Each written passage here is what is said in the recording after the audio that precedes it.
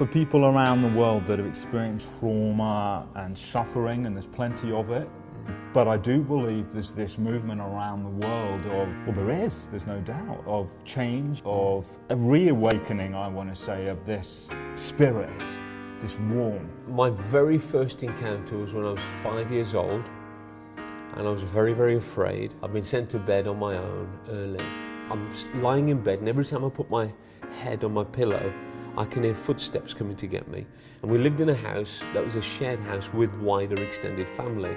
And so there was pictures of gurus and all sorts with orange robes, and these footsteps, I thought they were coming to get me, these pictures that are on the walls. And so I was very afraid.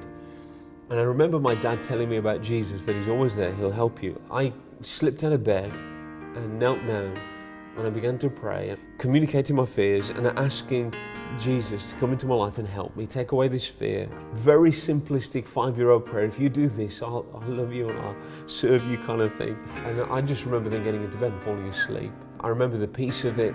I remember the wholeness of it. Something sealed. I'm okay, and I'm going to be safe. I can go to sleep. But I remember that as something very, very significant to me.